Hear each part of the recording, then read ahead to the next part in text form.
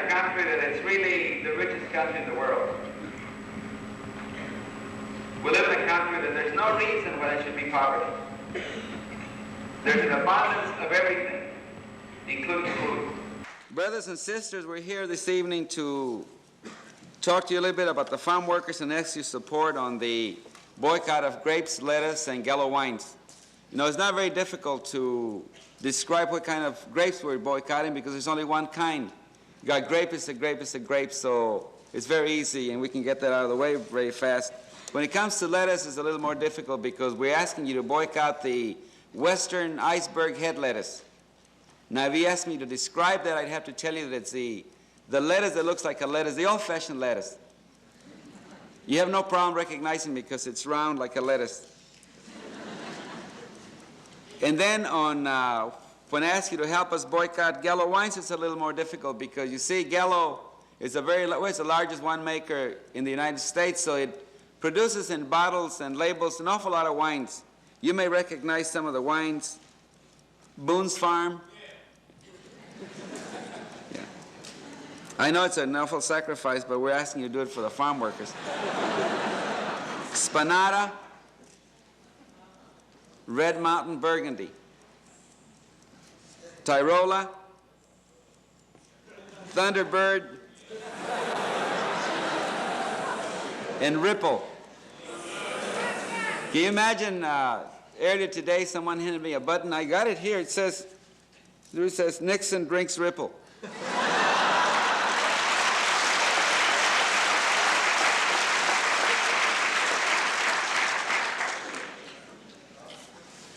Brothers and sisters, the farm workers do not have a union today, not because they haven't tried. You know that the farm workers have been struggling to get a union since the first recorded strike that we have is back in 1886 when you'll recall that a lot of Chinese were brought here to help build the railroads in the western part of the United States. When these Chinese men had built the railroads, they went to work in agriculture, and then when they began to work in agriculture, they began to get some funny and strange ideas about having unions. And agribusiness, and even in those days, did not like those ideas. So as soon as they could, the growers could, they went. And this is the beginning of the immigrations that they have sponsored throughout these years. The growers went to Japan and brought in Japanese workers. Japanese workers came here and they had even stranger ideas. They wanted to own land. And then when the growers began to see that the Japanese wanted to organize, they went to the Philippines and brought Filipinos. That was around the beginning of the First World War. And then about the same time, just at the beginning or at the middle of the Mexican Revolution, thousands and thousands of men, women, and children came across the border from Mexico to the United States, most of them to work in agriculture. And it was in this migration that many of our parents came. And the Mexicans stayed mostly in agriculture even today. Then we have the black worker that went from the south to the west coast and also became a farm worker. And then today we have a group, we have 7, 8 different ethnic groups and different languages, different religions and so forth, who work in agriculture. And the growers for too long had used a couple of gimmicks to keep the people from organizing. One, they always saw to it that the labor pool was larger than the available jobs. They always saw to it that the different ethnic groups fought one another for jobs. This was a very standard way of keeping workers from organizing. And so when we started organizing 14, 12 years ago, we knew that one of the major problems facing us, in fact, the biggest problem, was that we had to get all of the different groups working together to respect their identities, but also to get them to understand that a worker is a worker is a worker. And that together is the only way we could win. And if we can get credit for anything, we should get credit because we're able to get all of the different groups working together. And because of that, we're able to maximize the strength of the workers, and we're able to move forward. You see, in the attempts of workers to organize a union, they're always faced with a few basic attacks from the growers. Number one, the use of the courts and the police has always been standard. Number two, the organizers that came to organize workers almost always came from the outside. And number three, it was very handy for the growers to make blanket accusations of people of red baiting organizers and destroying them. And so we knew that these were problems. The other big problem was violence. Baiting the workers into a violent confrontation and then using the power of the state to terminate their organizing efforts. And so we were aware that these things were danger points for us, that we had to organize and keep that in mind.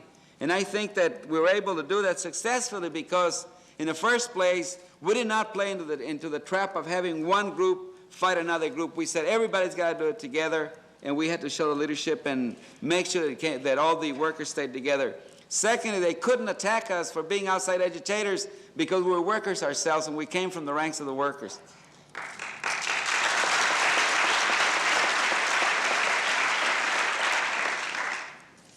The usual attack of red baiting the leadership of the different workers' organizations, we had that in the beginning, and it was very severe.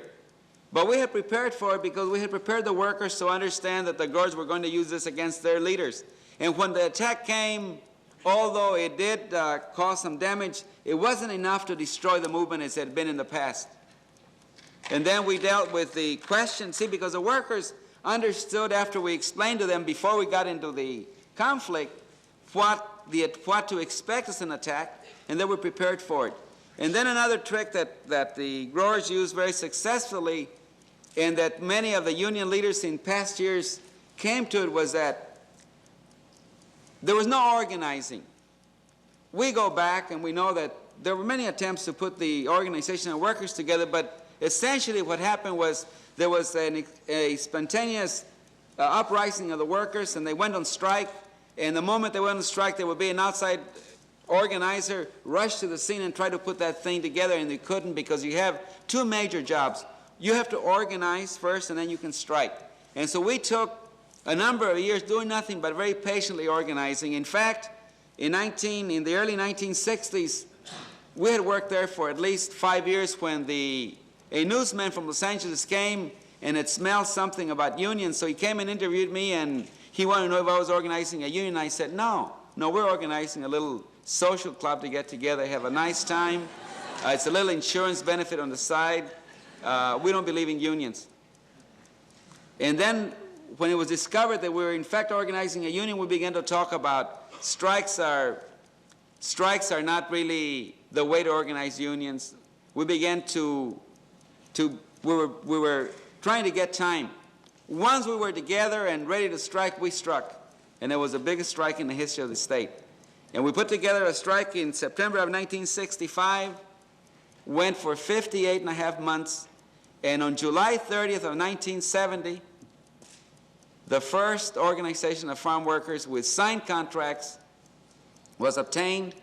That day, remember, in Delano, there were thousands of people, workers and supporters from all over California and other parts of the country came to witness the signing. And we, by that time, had built a small hall, and to that hall marched the 30 largest grape growers and lined up.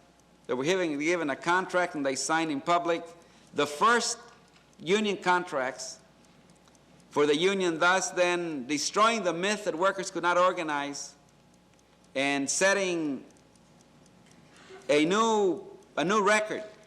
The workers, in fact, could organize. Now, we knew early in the game that we could not do it by ourselves. Let me give you an example.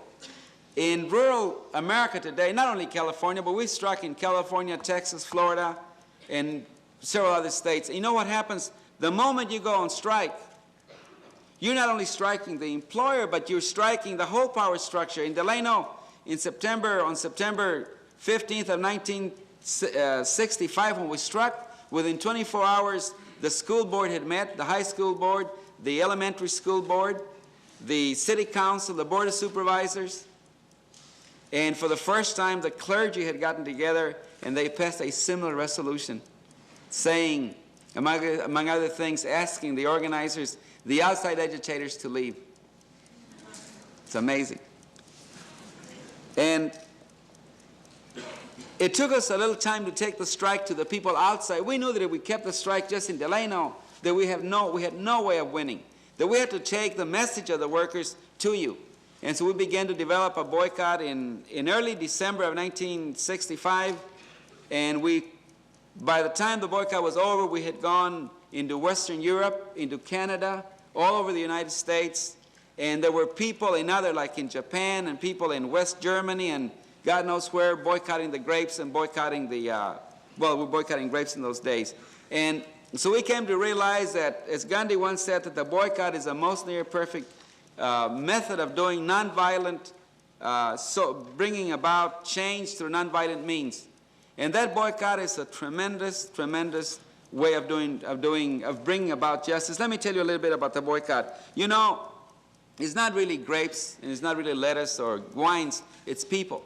It's just that there are, we know, everywhere, in every country, men and women who are dedicated to the principle of justice, who cherish justice for themselves and for others. There are always these people, maybe not too many, but there are enough everywhere we go.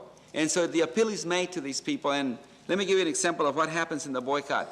I cannot explain why and how it works. All we know is that the boycott, after it's a period of building it, and it's very difficult to get it started. Once it gets started, it begins then to create a life of its own. After it creates a life of its own, all we can do is hope we can guide it, because it takes on its own life, and it begins to involve hundreds and thousands and yes, millions of people boycotting whatever the product is. And a good example is the Farrah boycott. As you know, that was one about a month and a half ago. That Farrah boycott, the women in those shops in El Paso, Texas, have been trying to have a union for at least 30 years. And they've never been able to win, because they're faced with the same problems we have. What do they have to face with? If you take out 100% of the workers in that plant or in that field to go out and strike, within 12 hours, within 24 hours, you will see that those workers will be replaced by another workforce coming in from Mexico. In Coachella today, as an example, we started the strike 10 days ago. The work started 14 days ago in Coachella. There are 2 immigration checkpoints going into the Coachella Valley, one on Highway 11, one on Highway 86.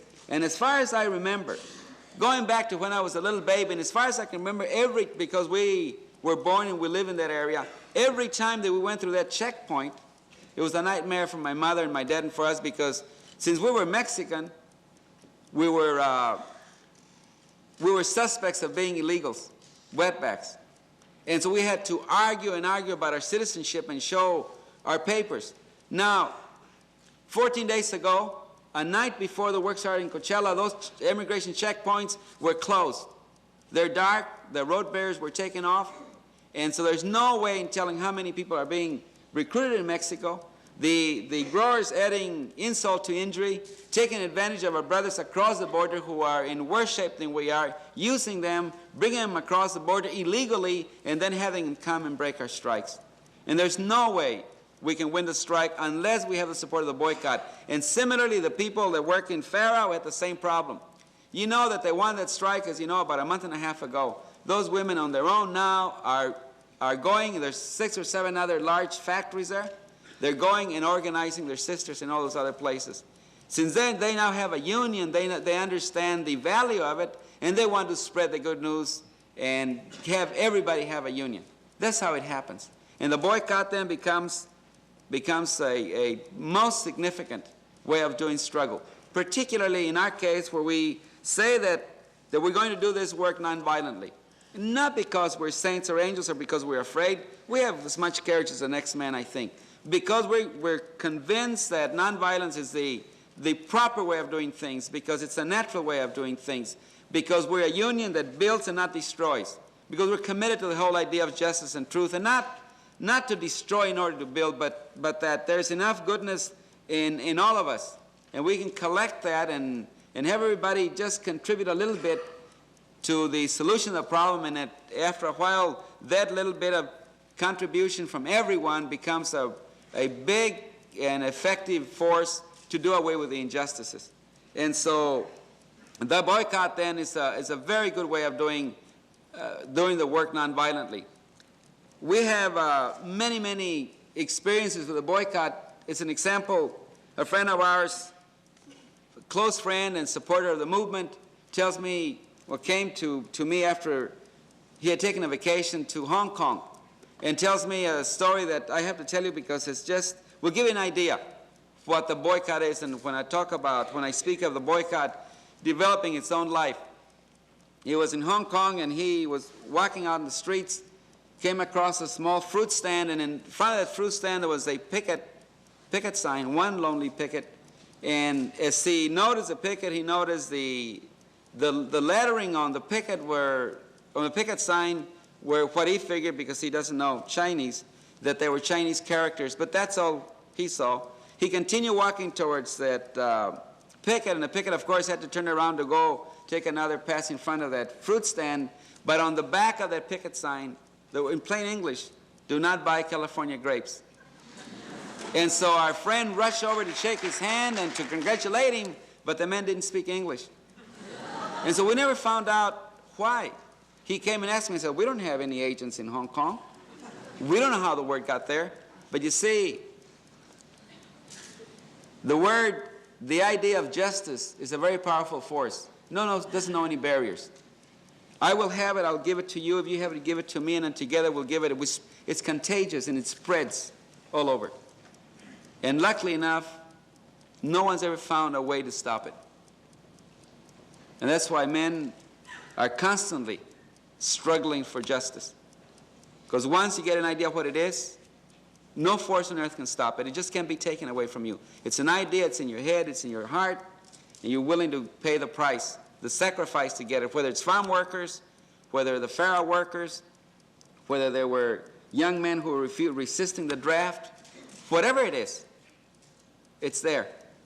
And so, you see, I was in Michigan not long ago talking to a group of former migrant workers, mostly Chicanos, and I was making a pitch to get them to come and help us in the picket lines because they, better than anybody else, know what's happening. And so I approached a woman about, over 65, and she said, I'd love to go and picket with you, but I really can't. My legs just won't help me. But he says, I'll tell you one thing.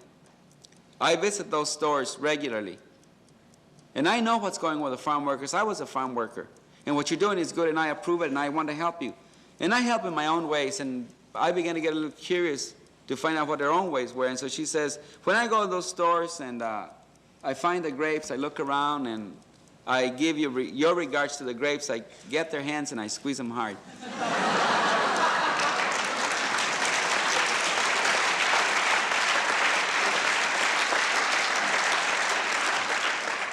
You see, nonviolence is a tremendous force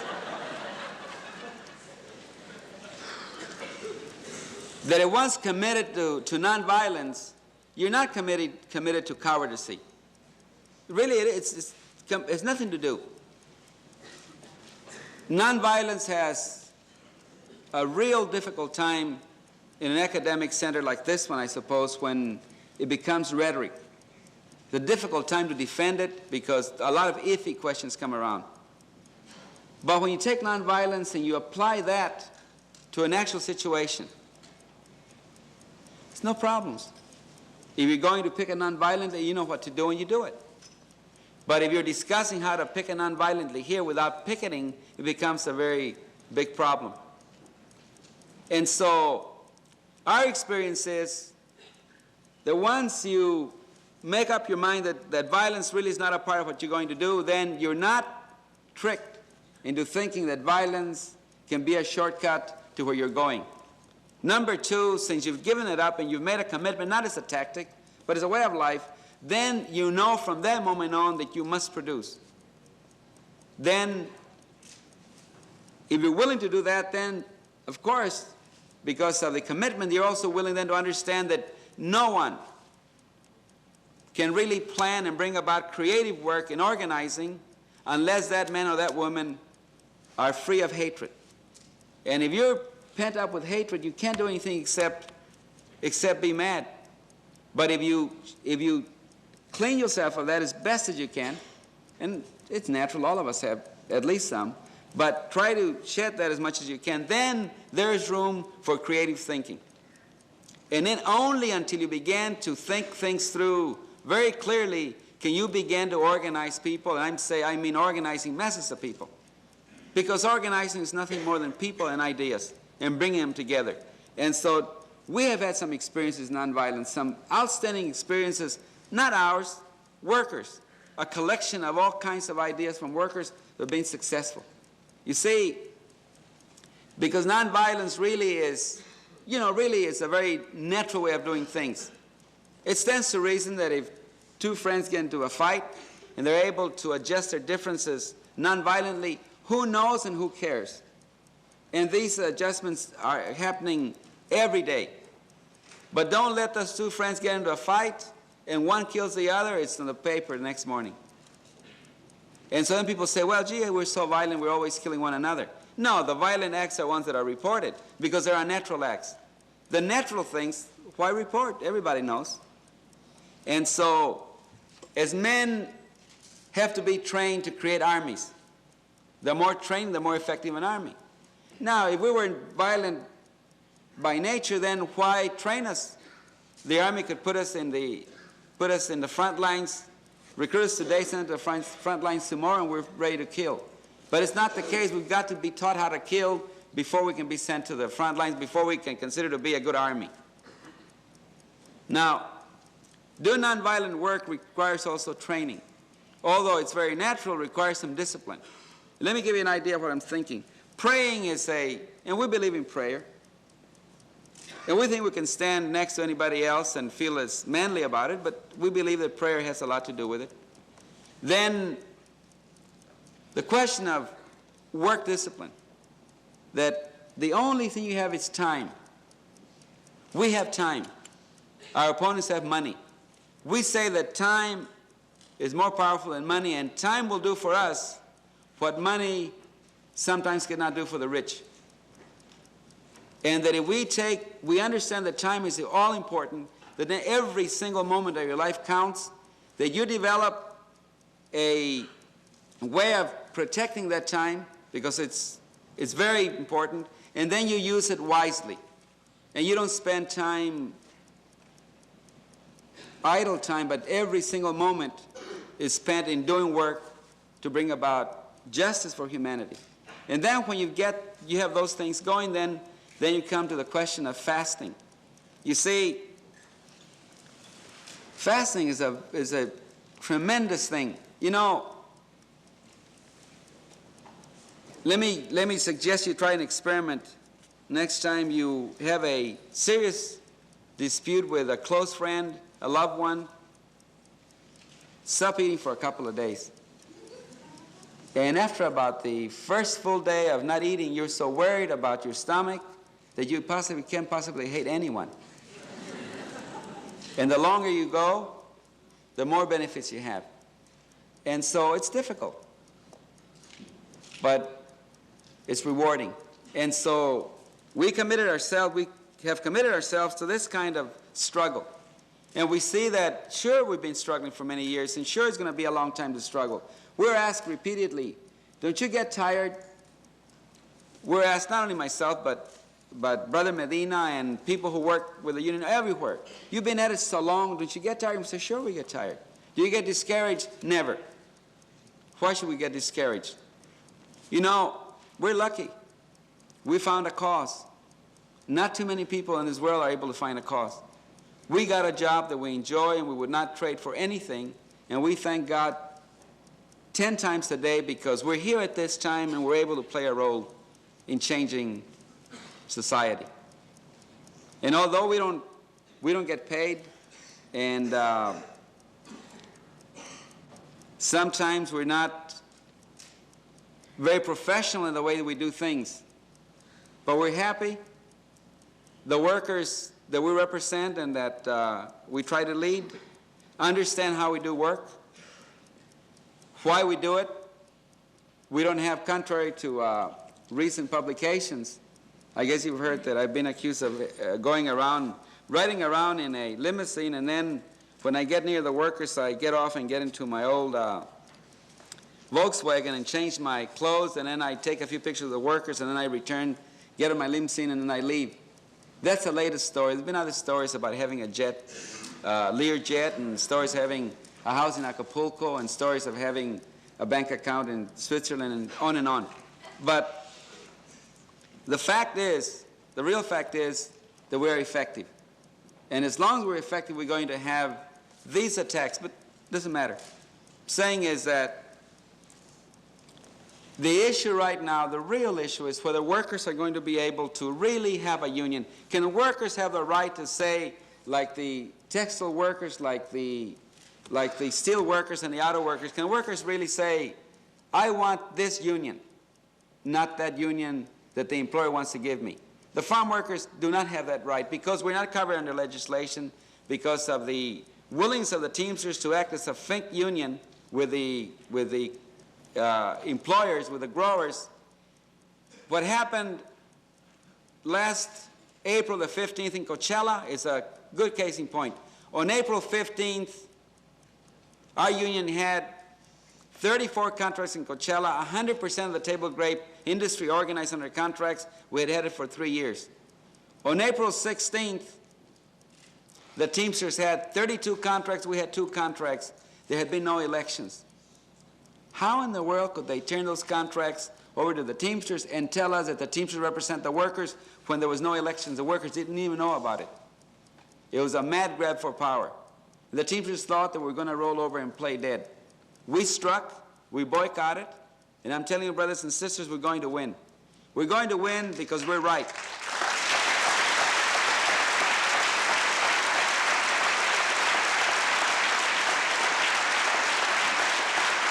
The Teamsters made a commitment with the President. The President, they gave him the votes and the money, a lot of money.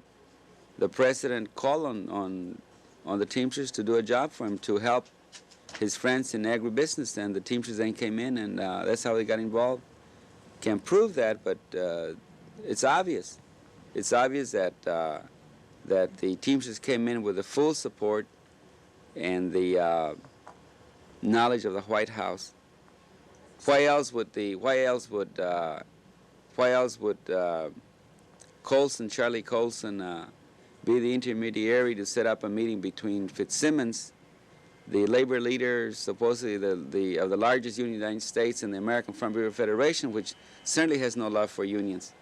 But they made that exception, and he addressed their convention in Los Angeles in December of '72 and pledged to wipe us out. But Charlie Colson played a major role in bringing that about. So we feel that the growers call upon the President. The President had some favors owed him by the Teamsters, and he prevailed upon the Teamsters to come in and then commit this awful sin of trying to destroy a union that was freely chosen by the workers. What would Nixon have my case, the case of the workers? You are the judges. You are the court of last resort for us. It's up to you when you come to that store again, whether you want to buy the grapes or the lettuce or the wines. It's up to you. If you do, the misery and a lot of the workers chances are, will not really improve. If you don't, I'm sure you'll be blessed, and I'm sure the workers, each man and woman and child who depend on you, will appreciate that. And so, brothers and sisters, we're very happy to be here with you today.